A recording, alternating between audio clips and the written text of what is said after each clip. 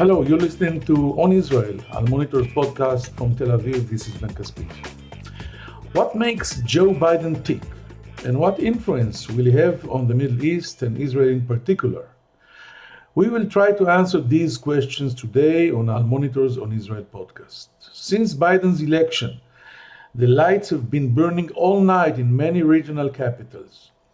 There isn't a state in the world, not even Alaska, where Donald Trump was more popular than Israel. He would have won elections here by a landslide with 65 to 75% of Israelis voting for him.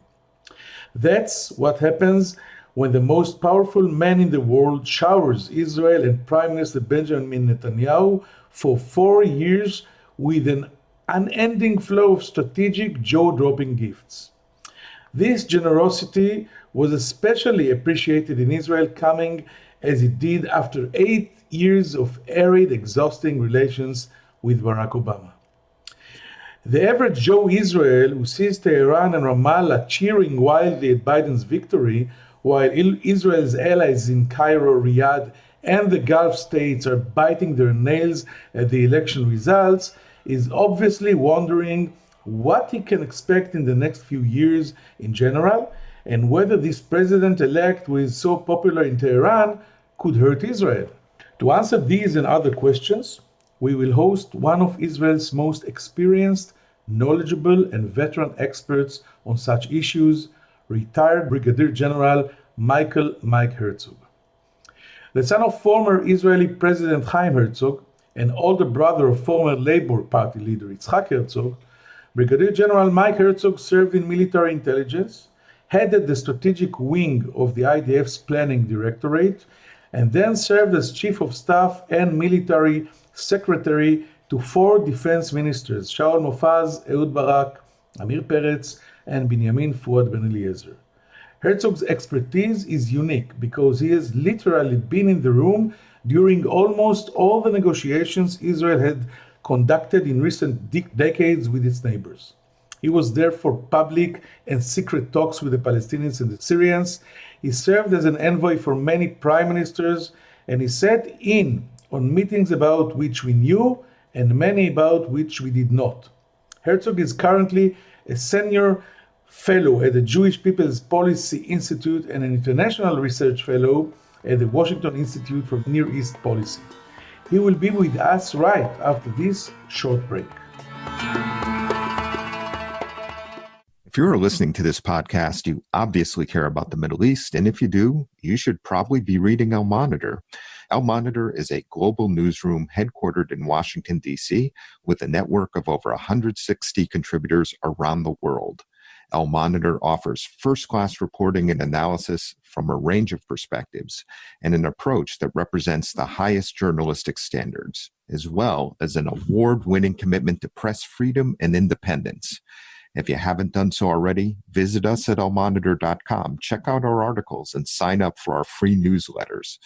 There's a lot to choose from, including the Week in Review, an essay that offers unusual insights and forecasts into the region based upon Al Monitor's outstanding reporting. And if you haven't done so, please subscribe to our Al Monitor podcast on your favorite podcast platform, On Israel with Ben Caspit, and On the Middle East with me, Andrew Parasolidi.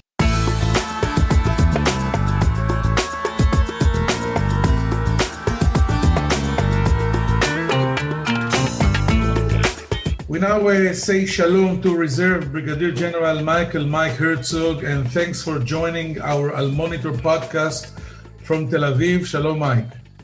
Shalom, pleasure to be with you. Okay, let's start with actually, you recently wrote an interesting article in Haaretz under the headline, Biden is not Obama. Can you reassure Israelis who see the reaction in Tehran and Ramallah to Trump's defeat that they are in for some tough love from Washington? Well, I believe it would be premature for people either here in Israel or in Tehran to either mourn the new administration or rejoice. I do believe, however, that there are some differences between between Biden and his team and Obama and his team. First of all, The leaders themselves are quite different. I think what characterizes especially the second term of Obama was a combination of his views of the region and foreign policy as a whole, together with Secretary John Kerry and Susan Rice, which created a lot of tensions with Israel, but also with some major actors in our region. Biden himself, personally, and the Vice President-elect, Kamala Harris, I think they have a very special feeling towards Israel, which is emotional. It doesn't only come from a logical analysis, but it's also emotional. They have consistently resisted pressures from the progressive wing of the Democratic Party to condition military aid to Israel on Israel's policies and behavior. So I think this is a rather good starting point for Israel. It doesn't mean that there will not be frictions or that there are no potential frictions between the new administration in Israel on Iran, potentially on the Israeli-Palestinian conflict. But I think the atmosphere of the relations, if I had to bet, will probably not be as bad as it was during the Obama era. But if we try to remember the 8 Obama years, and I think you remember it better than I do, even if we take John Kerry, that was also, a veteran Israel supporter with all the emotions and 30 years personal friend of Prime Minister Netanyahu. And he was also going to the direction of negotiating with Palestinians and with the old attitude of the American administrations. And if you look at the people that Obama was surrounded with, people like Dennis Ross, Martin Indyk, Ilan Goldberg, David Makovsky, all very good Jews and know very well the Middle East and the Palestinians and the Israelis, and still it did not work. What can you think will make this time this relationship to work?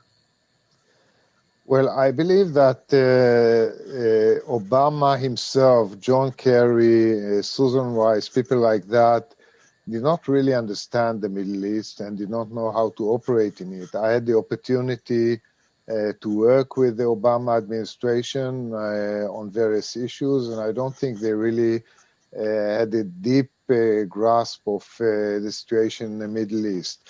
These are the people that called the eruption in the Middle East in 2010-11, the Arab Spring. These are the people who spoke about dividing the region between Iran and Saudi Arabia. These are the people who thought that political Islam would be the antidote to jihadism.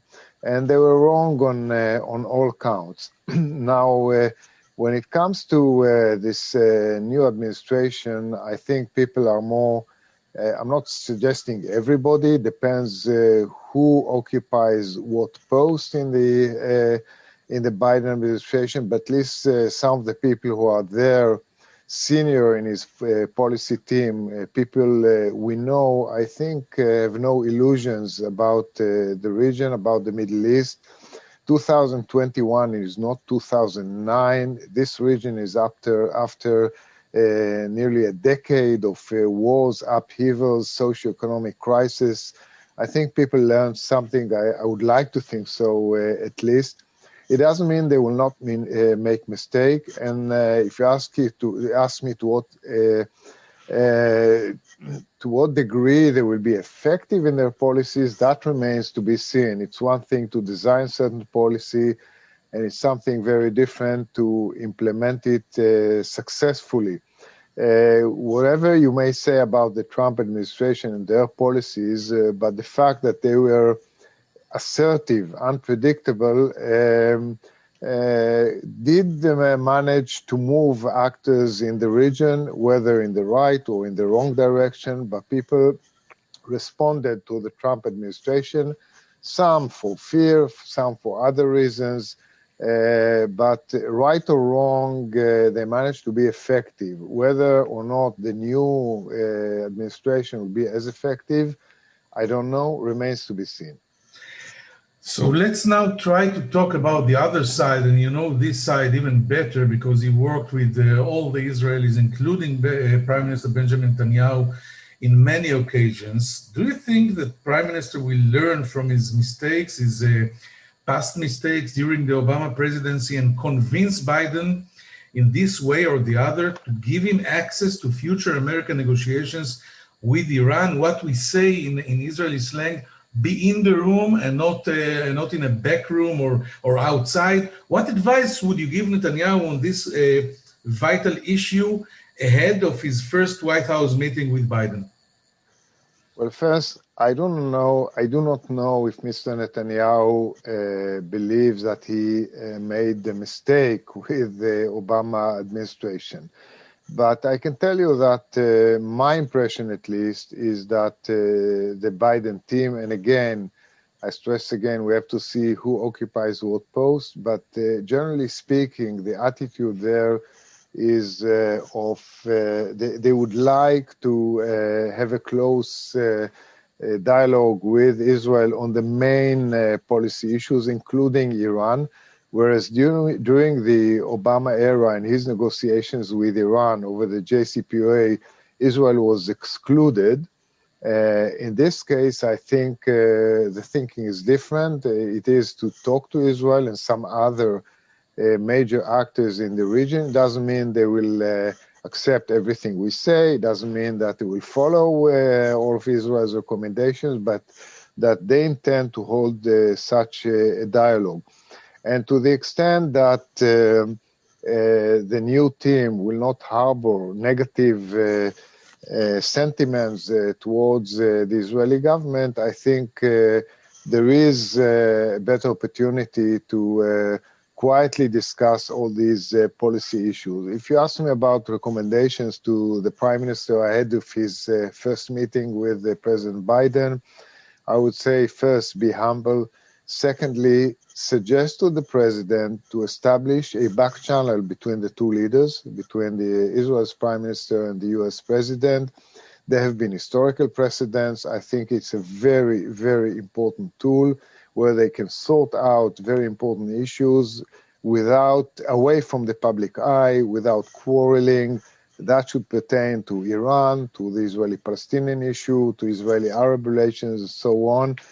And I think including sensitive issues like settlements should be discussed through a quiet mechanism that allows the countries to flesh out differences and avoid public clashes.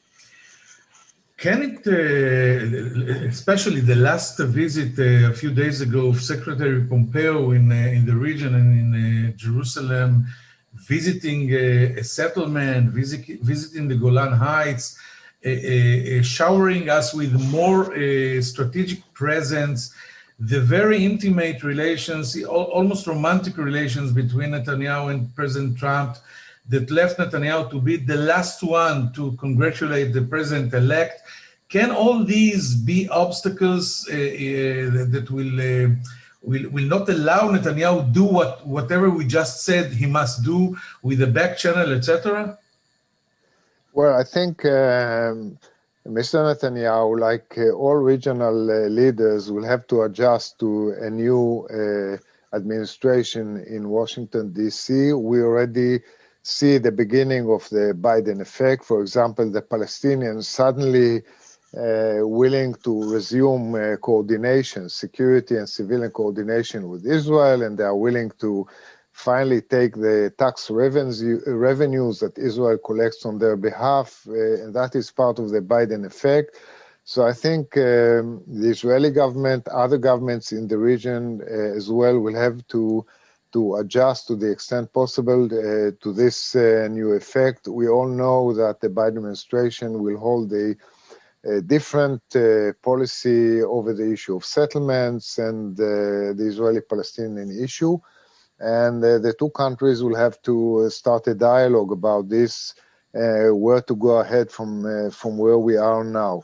I don't believe that the Biden administration will prioritize the Israeli-Palestinian issue or will launch a peace initiative, but they are sensitive to the issue of settlements, and they would like to, at a minimum, to keep the window open for a future Israeli-Palestinian political separation, two-state solution, and that will require, as I said, I would recommend a quiet mechanism of a dialogue between the two leaderships. So you don't expect a new deal of the century or a American initiative, a dramatic American initiative in the Israeli-Palestinian track, but are you afraid or expect that President Biden will reverse some of his predecessors' decisions, like announcing that the settlements are, whatever we do, we manufacture in the settlements is manufactured in Israel and not in the occupied territories and such? Or will the president leave whatever President Trump did and go forward without reversing it? So that's a very interesting question. My understanding is that the Biden team decided to go move forward on this issue in a phased manner. The first phase, they have already decided to re-engage the Palestinian leadership, to resume financial aid to UNRWA and perhaps also directly to projects in the PA. They decided to reopen the U.S. consulate in Jerusalem, separate from the embassy, and they would like to reopen the PLO office in Washington, D.C. There are some legal obstacles according to U.S. law, but the decision was already taken. The second phase relates to the question you mentioned, and I think they have not made a decision yet, and it will be very interesting to see what decision they make. For example, will the Biden administration formally reverse the Trump policies of stipulating that settlements are not illegal, or even implying that settlements should be part of Israel in any future setting? Will the Biden administration officially announce that the Trump peace plan is no longer valid? These are interesting questions, and they will have to be decided upon. I think they will have to choose between ignoring the Trump decision or formally renouncing them, and that will have a lot of implication. The third phase, whether or not to come out with a political initiative or try and get the parties to negotiate, I think is still far away. It is not their intention right now, and that will be decided, I think, only after some time lapses and they see where things stand between the parties. I want to dive now into the Iranian issue. This issue is a lot more existential for Israel, and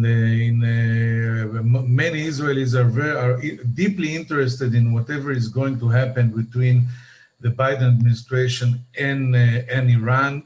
What do you think the Biden administration will do about Iran? Will they turn back the clock, return to the original nuclear agreement and launch negotiations on an improved version? Will Biden ease the sanctions on Iran as a good faith measure, unlike Trump, who insisted on sanctions as a bargaining chip?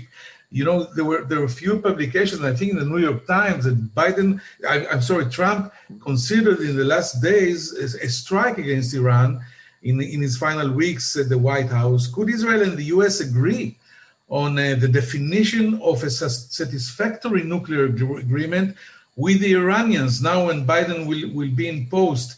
Can Biden reach such an agreement with Tehran in a more efficient and determined way than Obama handled the Iranians? And I know it was a very long and complicated question.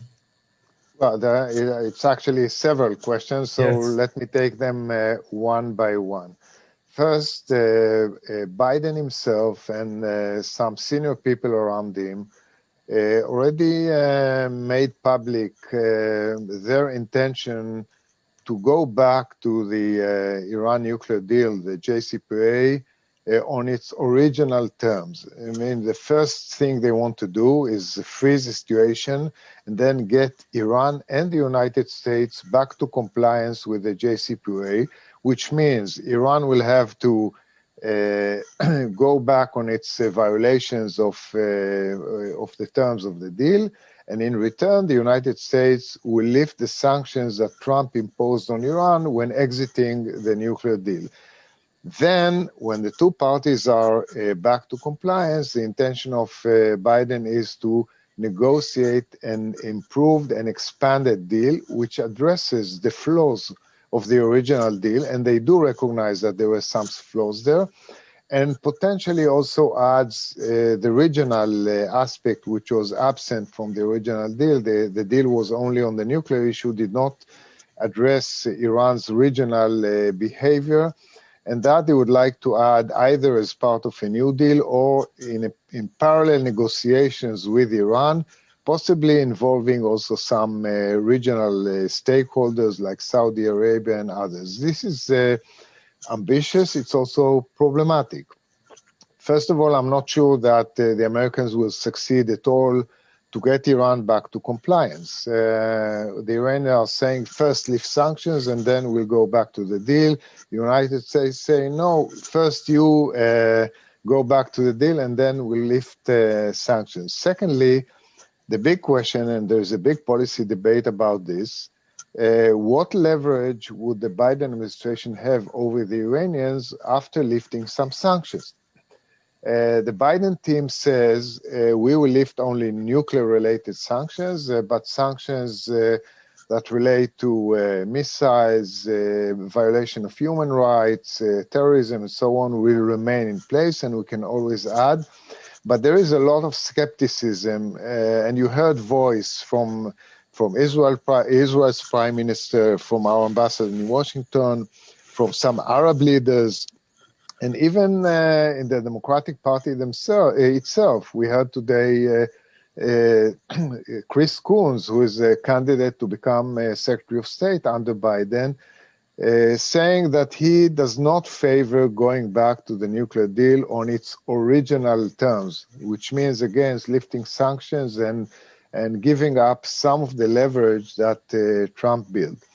Now, I would say that if the Biden plan does not work, namely they fail in getting Iran back to the deal, and Iran continues to enrich uranium and develop its nuclear program in violation of the JCPOA and continuously decreases the so-called breakout time, the breakout to 1 bomb's worth of military-grade fissile material. If that happens, then inevitably you will hear talk about the military option. What is the way to stop Iran from approaching the nuclear threshold and crossing it?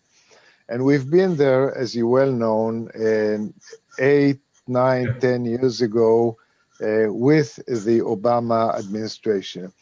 If Biden succeeds in getting Iran back to the deal and negotiating a new deal, the big question will be what constitutes a good deal, a deal that Israel can live with. So let me start with the second question and then go back to the first. On the question of what would be a good deal, I think there's likely to be difference of views between Jerusalem and Washington. Because ultimately you will have to draw a line somewhere between the original terms of the deal and, let's say, Pompeo's 12 conditions to Iran, which is maximalist and includes everything: no enrichment, no support for terror groups, get out of Syria, get out of Iraq, stop human rights violations, so on and so forth. It's like the maximalist list. And everybody knows that you cannot get a deal on such a list. So the question is where to draw the line. I think that one element that most people in the policy community here and in America agree on is that what's called the sunset clause, the lifting of the limitation on the Iranian nuclear program is too short and has to be extended. I mean, Trump said he wants to extend it indefinitely, but definitely many more years than the original 15 plus years, which means that in no time Iran will become a legitimate nuclear threshold state.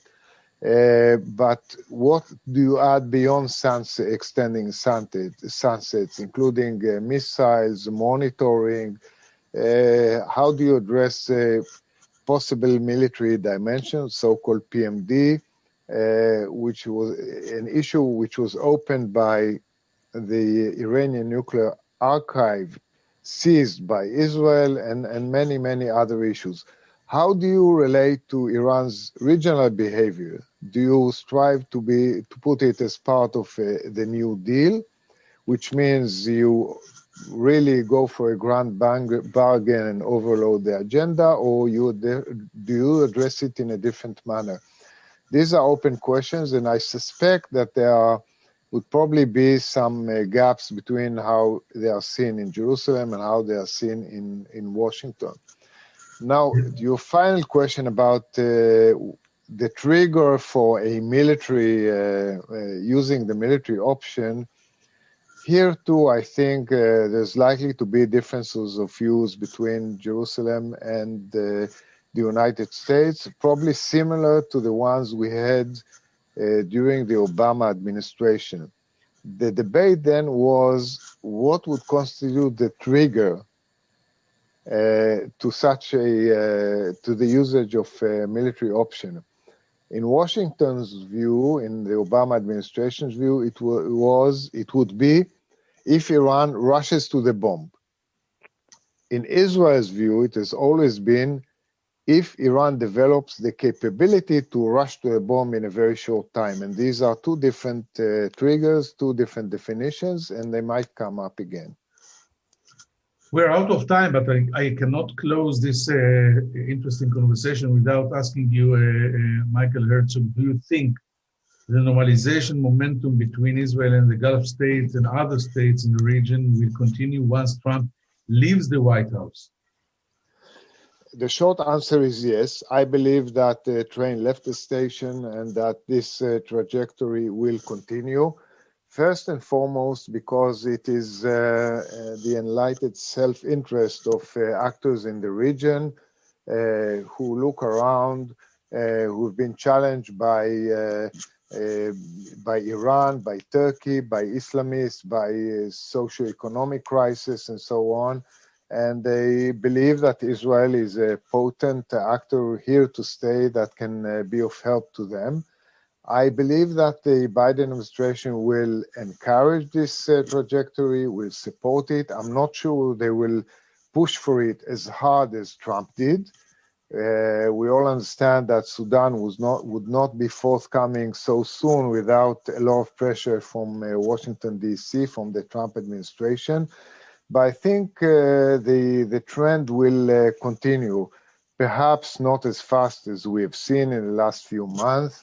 And perhaps some of the regional actors who are forthcoming will not go all the way like the UAE towards full normalization, but adopt measures towards normalization, partial normalization. We already saw Saudi Arabia allow Israeli overflights and some other measures. So maybe the next phases will be even partial normalization, but the trend will continue. Michael Herzog, thank you very much for this fascinating talk. We will be back shortly with some final thoughts. Thank you and shalom, Michael. Thank you and shalom from Israel. I'm Andrew Parasolidi, president of the award-winning media news site El Monitor, where we cover the Middle East with some of the best reporters and columnists anywhere. and I'm excited to announce our new podcast on the Middle East, where each week I will interview newsmakers from the U.S. and the region about the latest news and trends with additional commentary from our on-the-ground correspondents. Those of you who follow the region know that what happens in the Middle East doesn't stay in the Middle East. And to cite another great movie line, every time the U.S. tries to get out, the region pulls us back. Your time is valuable, so let me promise you this. You will learn something and you will never be bored, because each week we'll be talking with and listening to those leaders who are making the news and shaping the trends in this critical and fascinating region. So please subscribe to On the Middle East with me, Andrew Parasiliti.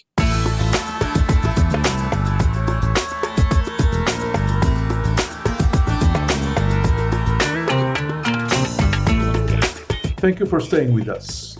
The basic message of our guest today, retired Brigadier General Michael Herzog, is that Biden will not be another Obama. The support of President-elect Biden to Israel is a lot more emotional than the rational support of President Obama, and Israel should not expect a dramatic shift in the Biden administration towards the Israeli-Palestinian track, not a new peace initiative or a deal of the century, but we can see or forecast a different approach towards the Palestinian Authority per se, maybe reopening the PLO's office in Washington, D.C., refinancing UNRWA, etc. An open question is, will Biden reverse the administration's declaration that the settlements are not illegal and not an obstacle to peace? Michael Herzog says that we have to watch closely whatever is going to happen in this track in the near future. About the Iranian front, the Biden goal, says Michael Herzog, will be bringing back Iran to the negotiation table. There is no guarantee that it will succeed, and it's too early to predict the chances of such an initiative and the chances of Israel and Washington under Biden reaching a basic formula that will define what is a new nuclear agreement that Israel can live with and the Biden administration can produce. I hope you enjoyed it. See you next Monday in On Israel here in Al Monitor. I'm Ben Caspit. Take care.